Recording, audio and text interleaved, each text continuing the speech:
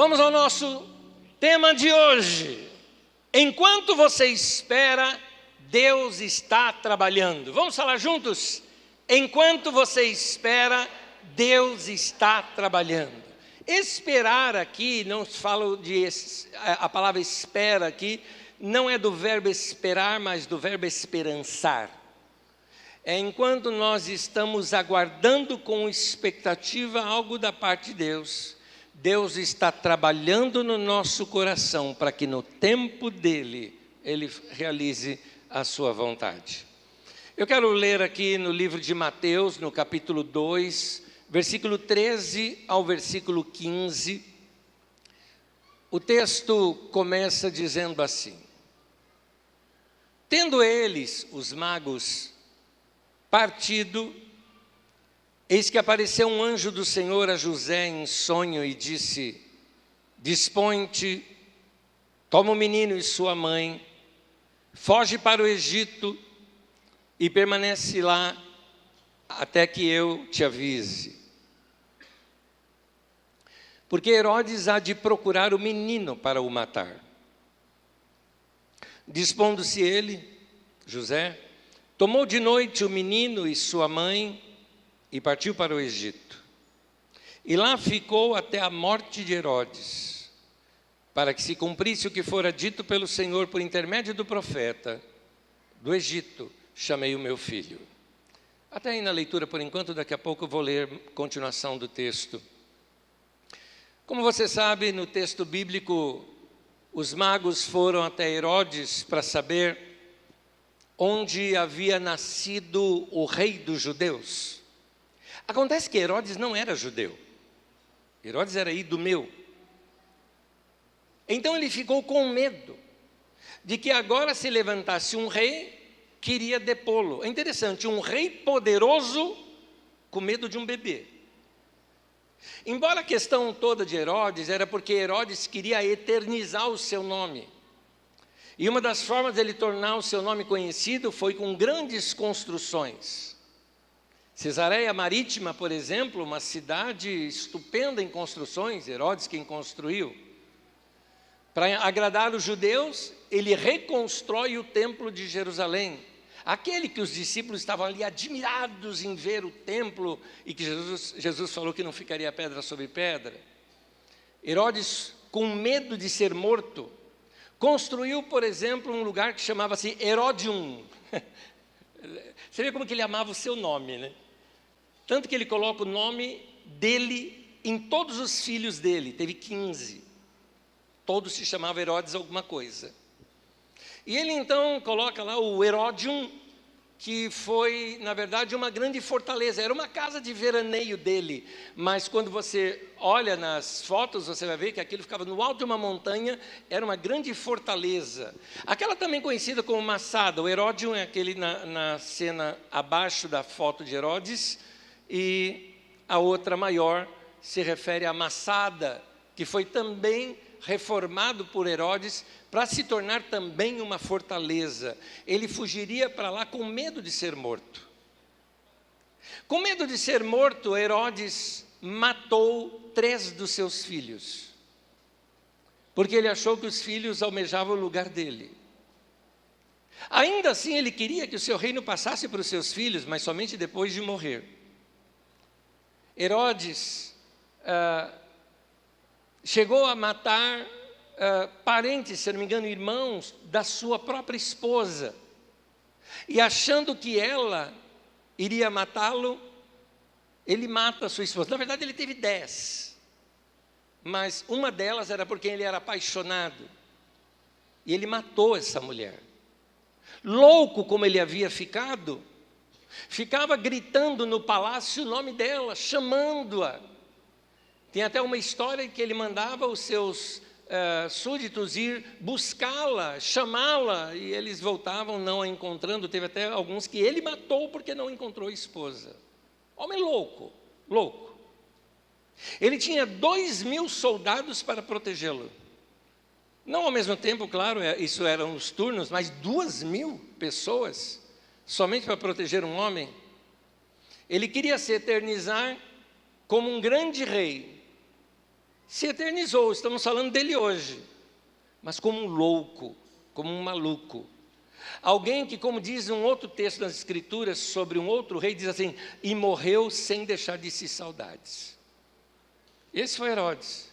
Então, não é difícil a gente aceitar como um fato verídico de que ele tenha mandado matar os bebês lá em Belém, quando ele ficou sabendo. Vieram os magos do Oriente, disseram que nasceria o rei dos judeus, ele se informa com os escribas e com aqueles que conheciam as Escrituras, e eles informaram que o bebê nasceria em Belém. Ele manda os magos irem até Belém e que voltassem depois para ele contando sobre a localização do bebê para que ele fosse também adorá-lo. Na verdade, ele queria matar o bebê.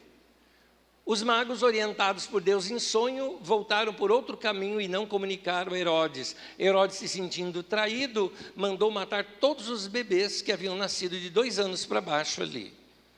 Embora não há nenhum relato histórico sobre isso, além da Bíblia Sagrada, eu não acho difícil que isso tenha sido verdade, até pelo seguinte, os romanos faziam muito isso, de exterminar cidades inteiras, matar tudo. Então, num vilarejo como Belém, que teria ali no máximo talvez 20 crianças com abaixo de 2 anos de idade, ou 25 talvez, então isso não foi algo que os romanos acharam importante narrar na sua história, mas Mateus acha que sim.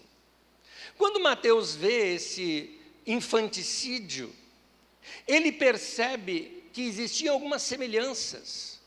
Outra vez que esse infanticídio aconteceu foi lá atrás, no nascimento de Moisés, quando um grande rei também manda matar as crianças e Moisés é o único que é salvo. Ele começa então a apresentar Jesus como o novo Moisés. Moisés sobe no monte para dar a lei, Jesus sobe no monte para falar das bem-aventuranças. Ele vai comparando Moisés e Jesus o tempo todo no seu evangelho, por isso ele achou importante destacar isso aqui também. Então, quando José fica sabendo dessa intenção através de um sonho, lhe é revelado, ele foge, levando Jesus e Maria para o Egito. Algumas coisas aqui são interessantes, aliás, abrindo um pequeno parêntese, meu irmão, algumas vezes Deus manda a gente fugir. Tem determinadas coisas que Deus mostra que a gente tem que fugir. Esse era um desses casos. Tem mais. José, tendo ido para Belém, e aí de Belém ter que fugir para o Egito, país estrangeiro, não era a sua língua, certamente com dificuldade de hospedagem, não foi fácil. Passou aperto, talvez tenha gasto ali todos os seus recursos. Quando ele volta, ele percebe que não seria seguro morar em Belém, porque agora Herodes havia morrido, mas o filho de Herodes, chamado Herodes Arquelau, estava reinando no lugar. E Belém era muito próximo de Jerusalém, então ele foi morar num lugar totalmente longe de tudo, chamado Nazaré.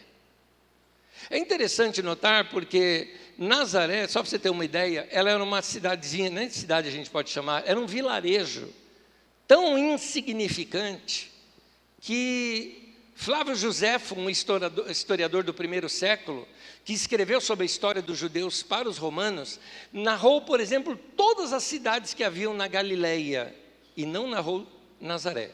Não citou Nazaré, porque era um vilarejo, assim, desprezível, talvez nem considerado como cidade. E é para lá que Jesus vai, e é interessante, ele passa a ser chamado de o Nazareno. Veja isso no texto bíblico comigo, em Mateus 2 ainda, no mesmo capítulo, só que agora lá no versículo 19 ao 23, diz assim: tendo Herodes morrido, eis que um anjo do Senhor apareceu em sonho a José no Egito e lhe disse: dispõe-te, toma o menino e sua mãe e vai para a terra de Israel, porque já morreram os que atentavam contra a vida do menino. Dispôs-se ele, tomou o menino e sua mãe e regressou para a terra de Israel. Tendo, porém, ouvido que Arquelau, Herodes Arquelau, reinava na Judeia em lugar de seu pai, Herodes, que seria Herodes o Grande, temeu ir para lá. E por divina advertência, prevenido em sonho, retirou-se para as regiões da Galileia. Foi habitar numa cidade chamada Nazaré, para que se cumprisse o que fora dito por intermédio dos profetas, ele será chamado Nazareno. Nazaré aqui é mais do que um endereço. Há uma intenção teológica por detrás de Mateus de colocar isso. Mateus constrói muito bem isso, de modo muito refinado. Porque a palavra Nazaré, ela tem a sua raiz, a palavra netzer, baseado ela aparece em Isaías 11, quando vai também ali ter um texto que vai falar sobre o Messias, o chamando de o rebento, né? O humilde, é isso que diz ali no texto de Isaías. Então, o Messias, ele viria não de um lugar óbvio, mas ele viria de um lugar ignorado.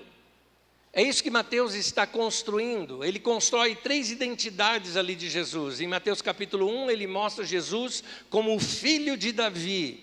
Em Mateus capítulo 2, ele mostra Jesus como o novo Moisés.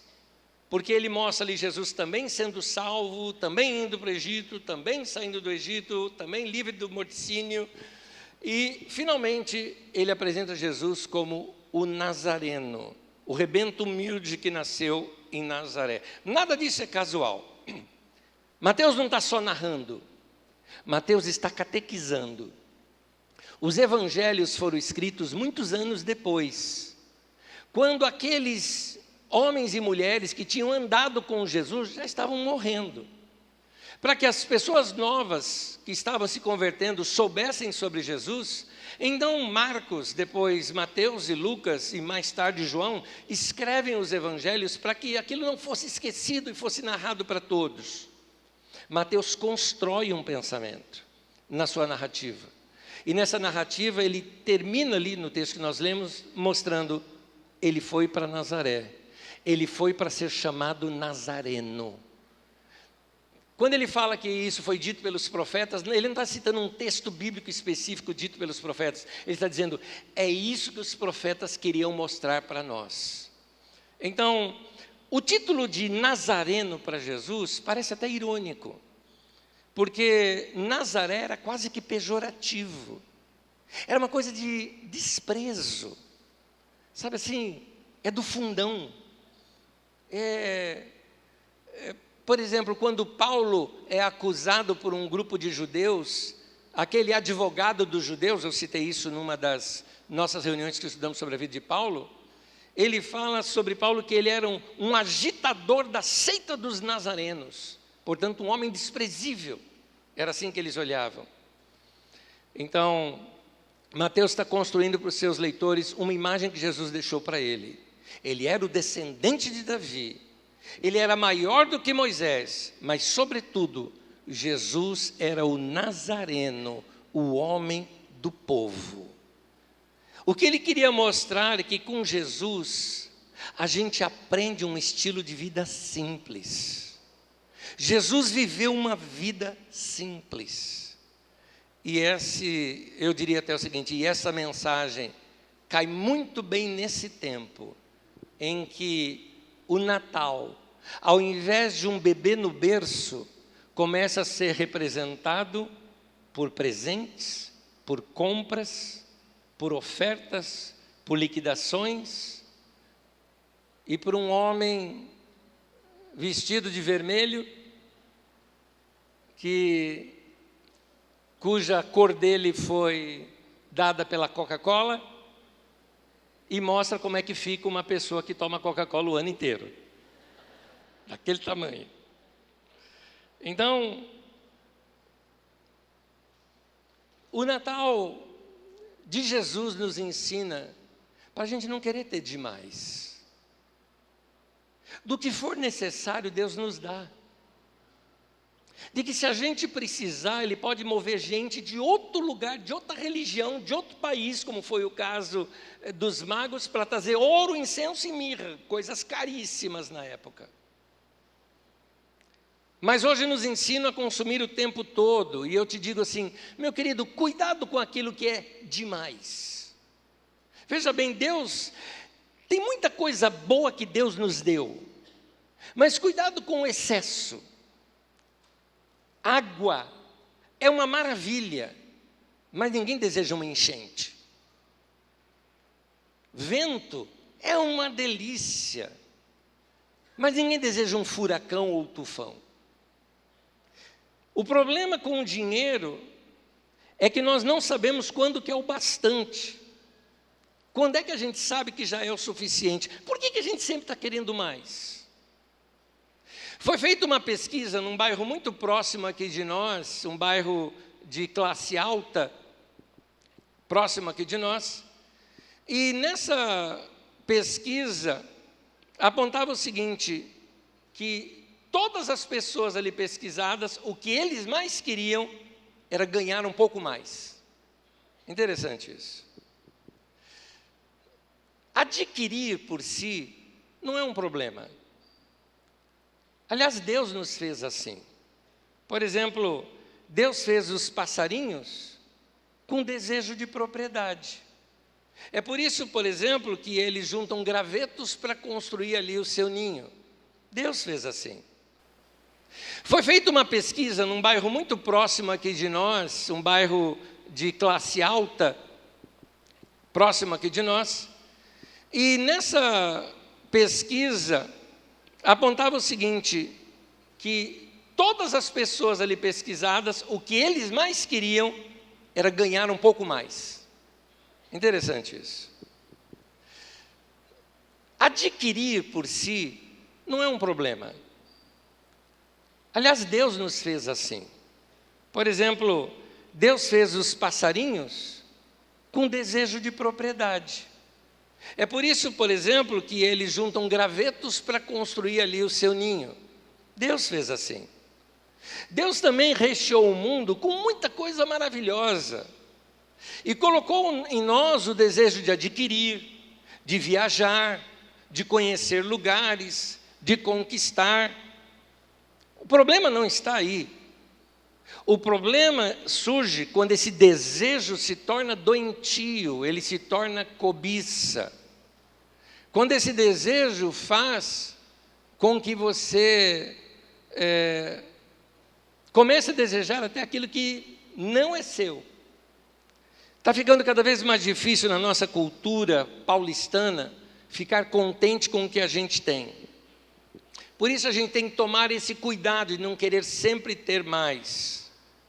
Um grave erro que a gente comete quando a gente fica comparando com os outros. Esse é um grave erro. Comparação pode te levar à cobiça. Não se fica comparando aparência, trabalho, emprego, carro, casa, roupa. Isso tudo é besteira você comparar. Porque sempre vai ter alguma coisa melhor. Você tem lá, custou para comprar o seu carrinho, seu carro é maravilhoso, você está todo feliz com o seu carro, até que o vizinho de garagem seu aparece com um carro melhor do que o seu. Então, ao invés da gente ficar cobiçando dos outros, né? Tipo, olhar para o carro do cara que você vê assim na rua e falar, ô, lá em casa, né? Olha eu nesse carro. Não, melhor do que isso, é você ficar feliz com o que as pessoas conseguiram, mesmo com relação à casa, alguém que conquistou algo, ficar feliz, ou como a Bíblia diz, se alegrar com os que se alegram. Por isso fica aqui uma lição, a gente pode admirar sem o desejo de adquirir. Ou seja, a gente pode admirar ficando feliz com a conquista dos outros. Você tem que tomar cuidado para que as coisas não tentem controlar você. Algumas pessoas sacrificam valores, sacrificam a moral, sacrificam a integridade, todo tipo de coisa só para obter um pouquinho mais de dinheiro. Cuidado quando você quer ter demais e despreza aquilo que já tem. Aprecie o que você já tem e seja grato a Deus. Para de ser um saco sem fundo, sempre querendo mais. Lá em Provérbios 27:20, que fala isso, que o desejo das pessoas são como o mundo dos mortos, sempre cabe mais um. Então, aprecie aquilo que Deus te deu e seja grato. Porque uma das marcas de maturidade na vida da gente é saber dizer basta, é suficiente. E eu te pergunto, meu irmão, quanto que é suficiente para você? Quanto é o bastante para você? Com Jesus, o Nazareno, nós somos desafiados a viver uma vida mais simples. Quando eu me refiro a uma vida mais simples, eu me refiro a uma vida que é contente com aquilo que tem. Não é pecado ser rico, não é pecado ser pobre, não é pecado ser classe média. O pecado está na cobiça. E a virtude está em você estar agradecido e ter um coração grato pelo que você já conquistou. Por que eu estou dizendo isso no final do ano? Porque alguns de vocês fizeram votos no final do ano passado para esse. Talvez alguns de vocês fizeram alvos para atingir nesse ano e não atingiu. E aí então fica frustrado. Ou fica pensando, por que é que Deus não me deu? Acontece que a maioria dos votos que a gente faz no fim do ano, no meio da festa toda, e daí a gente nem se lembra mais dos votos que fez. É por isso que no final do ano a gente precisa se lembrar do bebê dormindo num berço simples chamado manjedoura, e a gente naquele silêncio refletir sobre a vida da gente e começar a acertar os pontos dentro do nosso coração. Quando a gente aprende a repartir, a dar, é aí que a gente começa a compreender os caminhos do reino de Deus. Nos caminhos do reino de Deus, quando você vê, por exemplo, os magos do Oriente, ao saberem do nascimento de Jesus, levaram para ele presente para um bebê, alguém que não tinha como retornar nada para eles. E eu te desafio nesse final de ano, na verdade, para todo ano, a você aprender a dar. Crianças gostam de receber, adultos gostam de dar. Nossos filhos, quando crescem, eles vão amar dar, e eles amam dar. Dar, a generosidade, é uma marca de maturidade. Eu fico feliz quando vejo meus filhos generosos. Se eu que sou humano fico feliz com eles, com isso, imagina o Pai Celestial, que nos criou dessa maneira. Em Atos 20:35, é Paulo que cita assim, lembrando as palavras do nosso Senhor, que disse, melhor coisa é dar do que receber. Ou como diz outra versão, é mais feliz quem dá do que quem recebe. Agora, você sente falta de algo?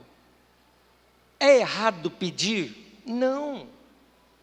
Foi o nosso Senhor Jesus que nos ensinou a nós pedirmos.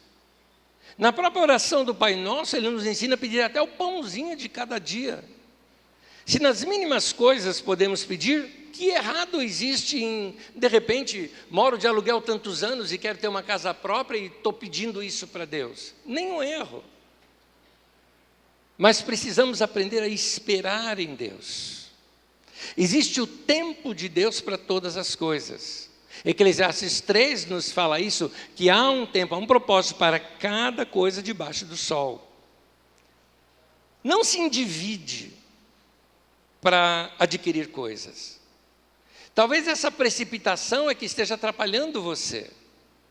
Deus tem o seu tempo. E Deus, Ele faz escolhas diferentes das nossas e também tem um tempo diferente do nosso.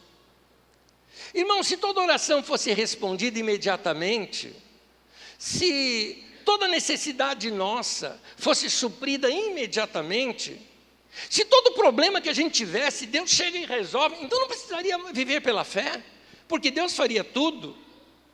Queridos, a natureza humana não gosta de esperar.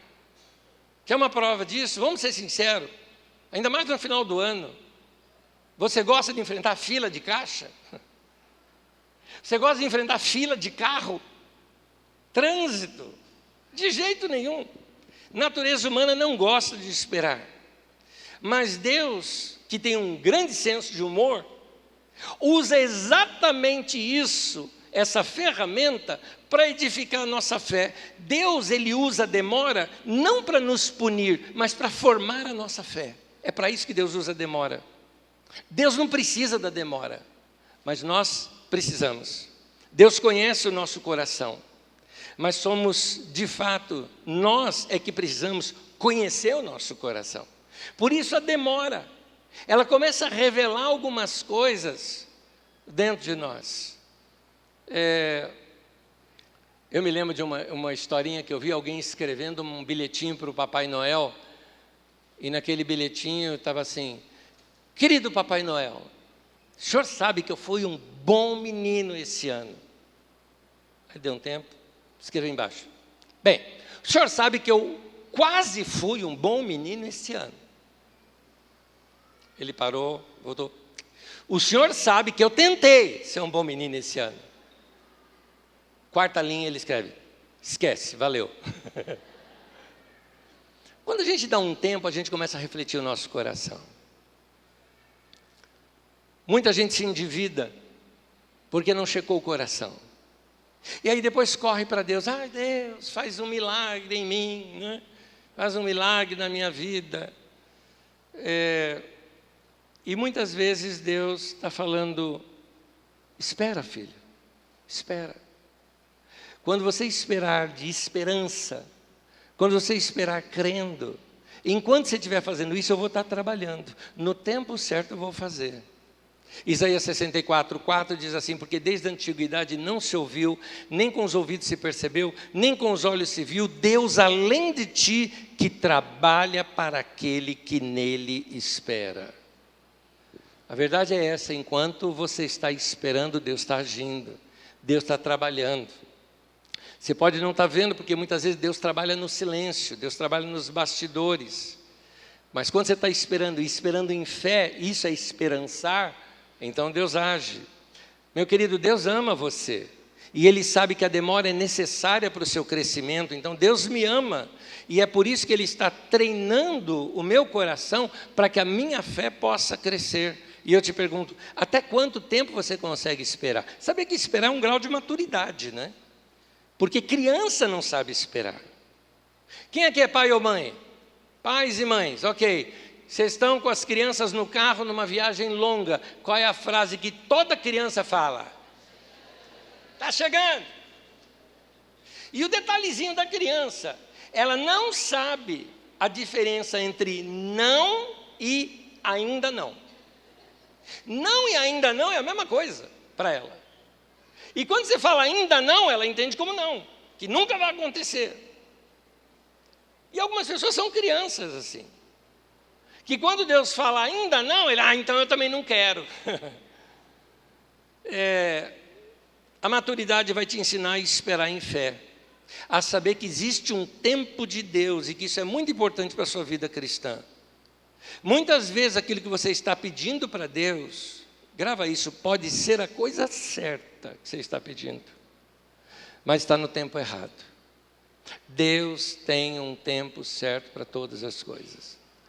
Você deve se lembrar do próprio Paulo, apóstolo. Ele se converteu, saiu pregando e tudo mais, mas Deus falou: Paulo, você não está preparado. Levou 14 anos para Paulo estar preparado para ser o homem de Deus que ele foi. Alguém diz: mas por que Deus não usou o homem mais cedo? Olha quanta coisa mais ele faria. Porque Deus não precisa disso. Ele tem o tempo certo dele. Fé em Deus é crer que Ele sabe o que Ele está fazendo. Isso é fé. Fé é descansar em Deus. Eu uso muito essa expressão aqui, que confiar é como você acreditar algo. É como, por exemplo, quando você faz um depósito. Inclusive, os estadunidenses usam essa expressão no inglês, né? Trust company, que é o lugar onde você faz os seus depósitos e confia. Isso é confiança. Quando você deposita um dinheiro no banco, isso é confiança. Você está acreditando que aquele dinheiro vai estar lá e que vai estar guardado para você. Isso é confiança. Então, confiar em Deus é você, como se você tivesse um carro, chega para alguém, dá a chave e fala, dirige.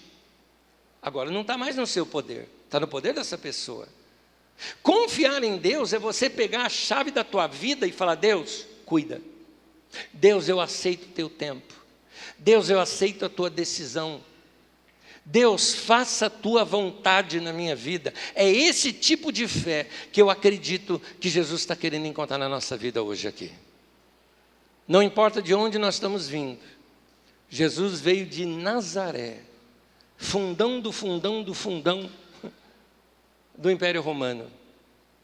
Mas foi lá que Deus decidiu fazer a maior obra que já fez através de uma vida de uma pessoa aqui na terra, que foi através do nosso Senhor Jesus. Ele não precisa de holofotes, Ele não precisa de propaganda, Deus não precisa de publicidade. Ele tem a vontade dEle e a vontade dEle vai ser feita. Então, meu querido, confia, entrega teu caminho ao Senhor e confia nele. Aí você fala, mas Deus está demorando. A demora não é abandono, não é abandono. É Deus esperando o tempo certo para te dar, para não estragar a tua vida. Ele sabe o que faz, e eu convido você a confiar nele nessa maneira. Amém? Último texto que eu quero ler com vocês, eu peço para você ficar em pé comigo, por favor. Salmo de número 37. Salmo de número 37. Esse é um salmo para você saber de cor. Me lembro que decorei quando criança ainda, minha avó me ensinando a Bíblia. É um salmo para você meditar nele sempre. E o interessante é que o versículo anterior a esse fala dos desejos do nosso coração. Fala sobre se deleitar em Deus, que Ele realizaria desejos do nosso coração, mas Ele completa como é esse caminho. Por isso eu te convido nesse momento a falar em voz alta esse salmo comigo. Vamos ler em voz alta juntos. Entrega o teu caminho ao Senhor, confia nele e o mais Ele fará. Amém. Amém. Confia. Confia, irmão. Confia. O nosso Deus, Ele tem o seu tempo. E muitas vezes nós não entendemos esse tempo de Deus. E eu preciso explicar mais uma coisa. Fé não é entender tudo. Fé não é entender tudo. Aliás, a palavra na Bíblia nos ensina que a fé, ela é uma certeza de coisas que eu espero, mas que eu não estou vendo. Portanto, se eu estou vendo algo, então não preciso mais de fé. A fé é aquela, eu não estou vendo, eu não tenho. Por isso a fé. A fé é eu confiar que Deus vai fazer algo, mesmo que eu não esteja vendo nenhum sinal daquilo. Isso é fé. Mas é uma fé que não é assim, fazer fezinha que vai dar certo. Deus não precisa da nossa fé. Deus é Deus. Mas Ele quer que você tenha esperança no coração. Essa fé esperançosa, não é? Essa fé que espera no Senhor, que confia no Senhor. Quando você espera no Senhor, nós cantamos aqui o texto da palavra de Deus do livro de Isaías, que aqueles que esperam no Senhor renovarão as suas forças. Espera no Senhor, confia nele. Eu queria que você trouxesse para nós orarmos juntos agora algo em sua mente, que você trouxesse algo que você vai colocar nas mãos de Deus e esperar nele e confiar nele. Não importa se é algo material, se é algo físico, se é algo da sua família. Talvez uma doença que você espere uma cura, talvez um filho que está desviado do evangelho que você quer vê-lo de volta. Talvez um almejo do teu coração. Aqui não existe juízo de valor. Talvez um alvo até financeiro da tua vida que você não alcançou. Talvez algo que você precisa adquirir para o seu bem, mas ainda não conseguiu. Esse é o momento da gente entregar nas mãos de Deus e falar: Senhor, seja feita a tua vontade. Eu confio no Senhor, eu entrego no Senhor. Feche teus olhos nesse momento e coloca isso nas mãos de Deus. Coloca os teus desejos na mão do Senhor. Como diz o texto bíblico, deleita-te no Senhor e Ele concederá o que deseja o teu coração. Entrega o teu caminho ao Senhor e confia nele. Tudo mais Ele fará. Meu irmão, é Deus quem vai fazer. É Deus quem vai fazer.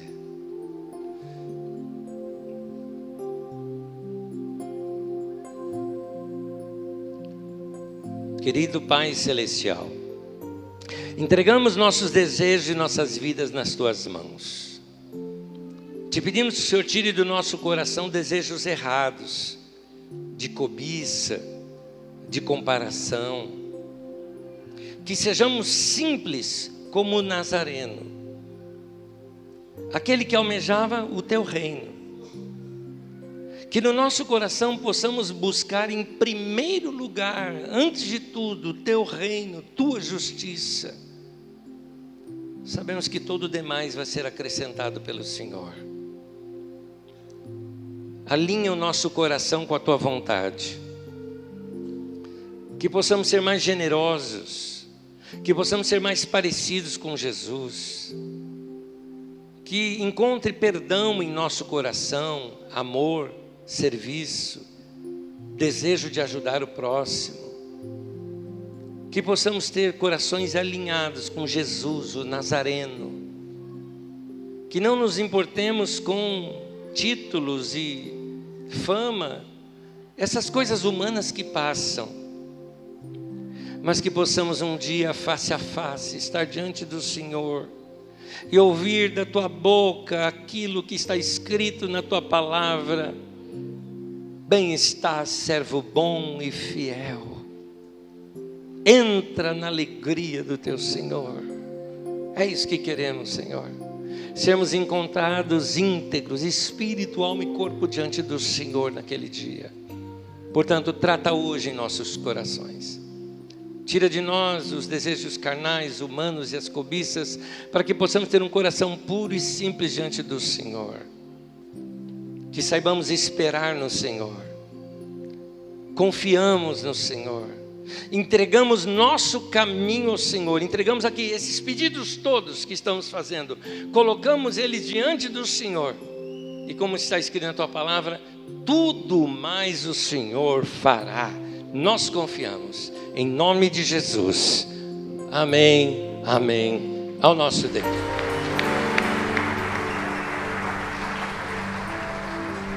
Talvez alguns de vocês fizeram planos para esse ano e não deram certo. Bem-vindo ao mundo dos humanos. Outras vezes isso vai acontecer. Porque o nosso mundo não é movido por positivismo. Não, faz a fezinha que vai dar certo. Não é assim. Tudo tem o seu tempo. Tudo tem a sua história. E o nosso coração amadurece quando a gente aprende que nós somos só humanos. E que Ele é que é Deus. Então, entrega o teu caminho ao Senhor e confia nele. Agora você está entendendo melhor esse texto. Entrega e confia. Só que o texto não para aí. O texto continua. E tudo o mais Ele fará. Ele vai fazer. Ele vai fazer. Ele é bom. Amém. Me permita abençoá-los. Que a graça do nosso Senhor Jesus, que o amor de Deus, o nosso Pai, e que a comunhão do Espírito Santo seja com todos, desde agora e para sempre. Amém. Amém.